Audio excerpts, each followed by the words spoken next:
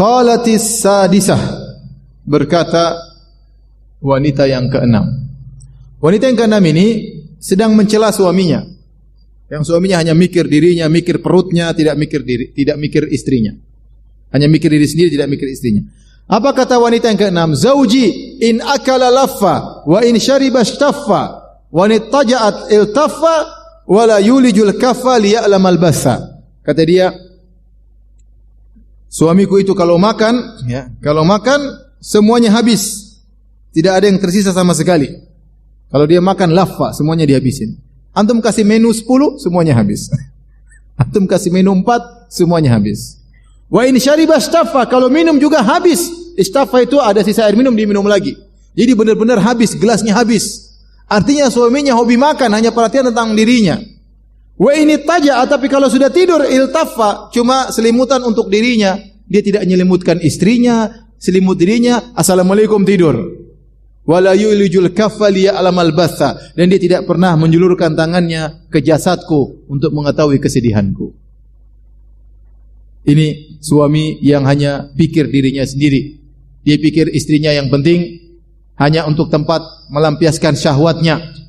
Ya, tidak menjadikan istrinya sebagai partner dalam kehidupan rumah tangga, sebagai teman ngobrolnya, ya, sebagai teman kencannya. Enggak, istri yang penting sudah. Dia kebutuhan sudah selesai, istrinya dicuekin. Ada model lelaki seperti ini. Keluar main golf sana, main golf sini, pulang tinggal tidur, assalamualaikum. Keluar sana ketemu dengan teman-teman, ketawa ketiwi, pulang ke rumah tinggal tidur. Istrinya sedih, istrinya gelisah, dia tidak pedulikan. Penting dia makan, kenyang, selesai. Ini tidak benar. Para suami yang dirahmati oleh Allah Subhanahu wa taala, ikhwan dan akhwat yang dirahmati oleh Allah Subhanahu wa taala. Saya sering sampaikan bahwasanya lelaki yang bahagia adalah lelaki yang bisa menjadikan istrinya teman ngobrolnya. Benar-benar dia mendapatkan ketentraman. Karena Allah berkata tentang ketentraman yang sesungguhnya, liyaskuna ilaiha, agar sang suami sukun, tentram kepada istrinya. Benar di luar sana ada ketentraman. Kita ngobrol sama teman-teman ada kebahagiaan. Kita mungkin main-main sendiri ada kebahagiaan, jalan-jalan ada kebahagiaan. Tapi kalau kita di rumah tidak menemukan ketentraman sama istri kita, berarti kita tidak bahagia.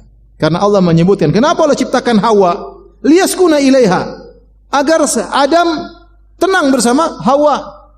Dan itulah kebahagiaan lelaki seorang suami yang sesungguhnya. Dia tentram sama istrinya. Oleh karenanya, kalau kita hidup rumah tangga ternyata kita tidak betah ngobrol sama istri kita, kita tidak pernah mendengarkan curhatan istri kita, rumah tangga kita bermasalah. Rumah tangga kita bermasalah. Lihatlah Nabi SAW sebelum tidur ngobrol sama istrinya. Kata Ibnu Abbas radhiyallahu anhuma, bitu inda khalati Maimunata, fatahaddatsa an-nabiy sallallahu alaihi wasallam ahli sa'atan thumma raqada. Aku nginap di rumah bibiku Maimunah dan aku mendengar Nabi ngobrol dengan istrinya beberapa saat baru kemudian tidur.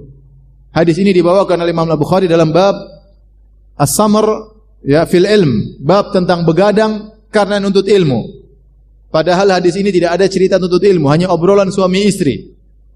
Kata Ibnu Hajar, sebagaimana seorang begadang nuntut ilmu dapat pahala, ngobrol sama istri di malam hari begadang juga dapat pahala. Ya. Jadi antum jangan sangka ibadah hanya baca buku, baca Quran, antum ngobrol dengan istri, ketawa ketiwi dengan istri, menyenangkan hatinya, dapat pahala di sisi Allah Subhanahu wa taala. Sempatkan diri ngobrol sama istri. Jadikan kita tempat terpercaya oleh istri kita untuk curhat kepada kita. Kalau ternyata kita cuek sama istri, tidak pernah ngobrol sama istri, istri tidak curhat sama kita, akhirnya siapa? Dia curhat sama orang lain. Curhat sama wanita lain, akhirnya aib kita terbongkar. Curhat sama fulana, sama fulana, akhirnya ngibahin kita. Yang lebih parah kalau dia curhat sama suami orang lain, nah itu bahaya. Atau dia curhat di medsos, tahu-tahu layangan putus, subhanallah. Nanti suaminya kasih bantahan, tambah layangan. Akhirnya jadi bahan pembicaraan, aib suami istri terbongkar. Kenapa khawatir kita tidak bisa menjadi tempat curhat istri kita? Oleh karenanya wanita ini menceritakan tentang suaminya yang hanya makan dan minum, wala yulijul kaffa liya'lamal batha, tidak pernah menjulurkan tangannya, letakkan di badanku untuk mengetahui kesedihanku. Antum jangan demikian. Ya. Jadi suami yang baik. Lihat lelaki ini kalau tidur iltafa, selimutan sendiri. Antum jangan demikian. Antum selimut berdua sama istri. Ya. Kalau tidur elus rambut istri, kepala istri, jangan disendul kepalanya, dielus ya. Istri lagi ngobrol, temani ngobrol. Fenomena sekarang, repot. Pulang dari rumah, dari kerjaan sampai di rumah, satu tempat tidur, suami main WA. Istri juga main Instagram. Istri ketawa sendiri, suami ketawa sendiri.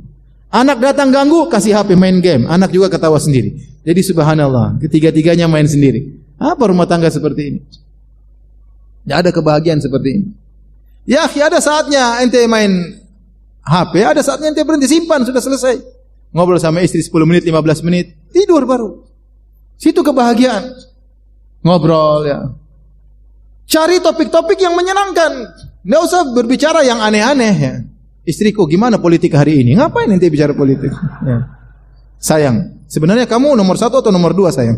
Ngapain? Ribut sendiri di kamar. Ngapain sudah bicara yang nyambung ya?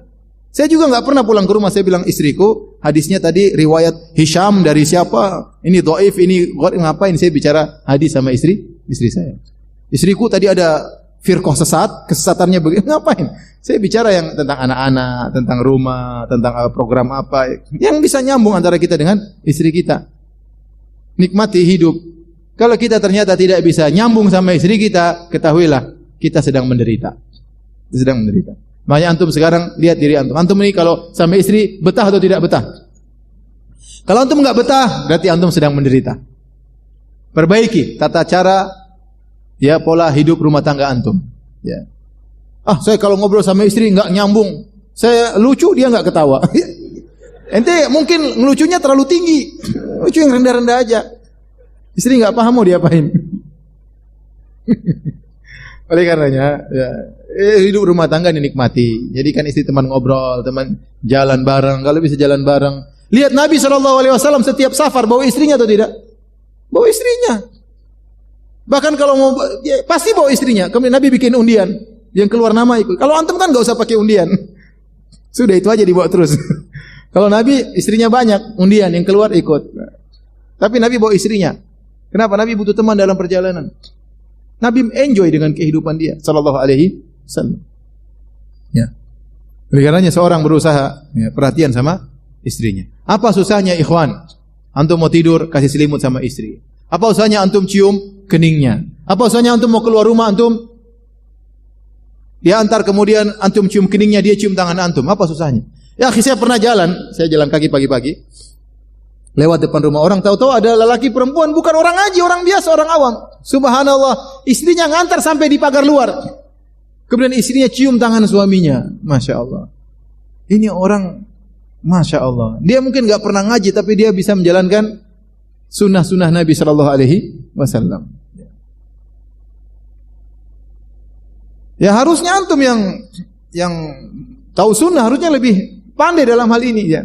Lihat Nabi SAW kalau mau ke masjid dalam Sunan Abi Daud, sebelum keluar ke masjid cium istrinya. Antum kapan terakhir cium istri sebelum ke masjid? Minggu pertama pernikahan. Ya akhi, kalau bicara syirik sangar, bicara bid'ah sangar, jalankan sunnah, memble. Bagi para hadirin hadirat Allah Subhanahu itu kan untuk kebahagiaan kita. Jadi apa susahnya ya kita kalau tidur selimut berdua ya kita peluk istri kita, apa susahnya? Jangan seperti laki-laki ini. Wa idza taja'a iltaffa. Kalau dia tidur selimutnya buat dia sendiri. Istrinya tidak dia pedulikan. Sudah tidur belum? Tidak dia pedulikan. Jangan seperti itu ya. Jadi sebelum tidur ngobrol dulu, biar istri mungkin ada curhat, ada masalah tetangga, masalah keluarganya, masalah teman-temannya, kita dengarkan, kita kasih solusi, kita dengarkan ya. Tapi kalau lama-lama kita sudah ya, udah malam, setengah jam sudah, saya mau tidur ya, nggak apa-apa. Kalau enggak nanti kita nggak bisa bangun subuh, kita nggak bisa bangun malam, kita nggak bisa kerja besok karena ngobrol sampai jam 2 misalnya.